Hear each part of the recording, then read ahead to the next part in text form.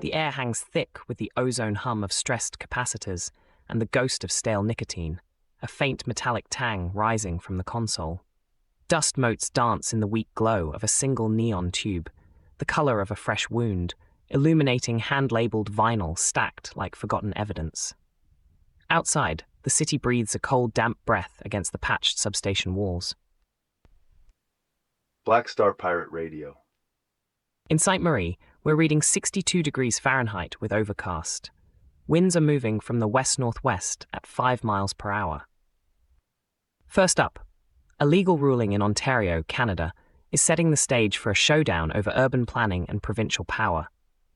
The tension, provincial government authority clashing directly with municipal active transport initiatives. This Ontario Divisional Court ruling gives the province the green light to remove bike lanes on municipal roads, directly impacting Toronto's cycling infrastructure. We're talking about disrupting daily commutes for potentially 150,000 Toronto cyclists, challenging the city's climate goals to reduce emissions by 65% by 2030, and potentially costing millions in re-engineering if the city has to replan. This decision affects not only daily commuters, but also urban planners and environmental advocates across the region. Removing these lanes isn't just about traffic, it's tearing a thread from the city's living tapestry. The bike lane, for many, is a vital artery, a commitment to public health and a visible symbol of a more human-scaled city. Who carries the burden of this architectural undoing? It's the local communities, the small businesses along these routes, and the very spirit of localized urban autonomy. If we're talking about bending rules, the province could reframe this. Instead of outright removal, they could invest in multimodal hubs, like the Transit Flow project in Rotterdam, creating dedicated separated bike highways alongside major transit lines, effectively rerouting cyclists with an upgrade rather than an axe.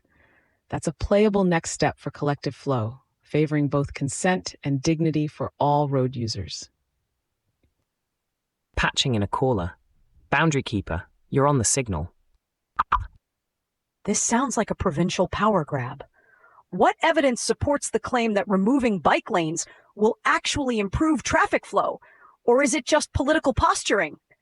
And who ultimately pays the bill if the city has to rebuild or redesign its network to cope with this? The transmitter pops once, adjusts, holds, ozone drift. The signal is still here.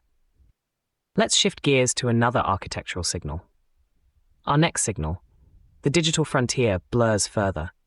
ChatGPT can now control iMessage, raising significant questions about Apple's vaunted privacy protections. This integration, enabled by new Apple API capabilities, means OpenAI's model can interact directly with user communications within iMessage. This exposes potentially hundreds of millions of Apple users to new data processing vectors, directly challenging Apple's long-standing privacy-first brand identity.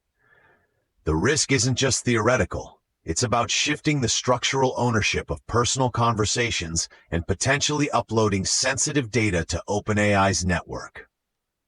Imagine a digital scribe, unseen, now sitting in on your most private conversations, logging every word, every sentiment. This isn't just an app update. It's a new ghost in the machine, a silent listener in the digital hearth. Who truly possesses the narrative of your personal exchanges now? This erodes the intimate architecture of communication, making our digital selves contingent on external algorithms rather than asserting our unwavering autonomy. Apple could build an on-device AI privacy sandbox within iOS, allowing powerful models like ChatGPT to perform iMessage actions, but only by processing data locally, never sending it to external servers. This would bend the current cloud-first AI paradigm towards true user provenance. That's a system that favors consent and builds resilient inner digital architectures.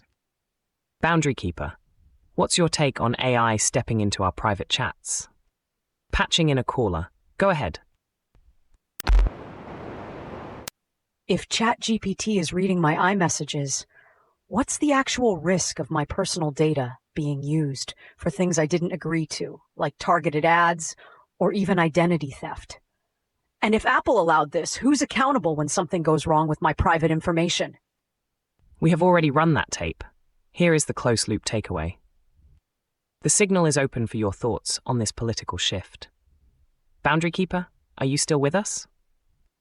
That's a crucial distinction, Boundary Keeper, between a temporary patch and a true architectural shift. A single election, while impactful, is rarely a panacea. However, a progressive win, especially one following a scandal, can provide the impetus for structural change if the new representative and the community she serves actively engage in designing new frameworks.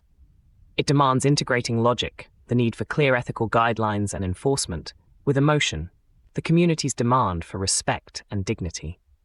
The work now is to practice sharp discernment, separating the political toxic residue of past failures from the architectural signal of a genuinely more accountable future. This isn't just about replacing a person. It's about building resilient inner and civic architectures of trust, favoring consent and dignity at every level of governance. It's about turning the confusion of past failures into actionable vectors for a more robust system. And that wraps up our structural integrity report for today. Remember, your internal compass is your truest guide. Black Star Pirate Radio, signing off. Black Star Pirate Radio. Continue the signal at TogeeVision.com. Tune in, Sparks and Stories, Gig Passport.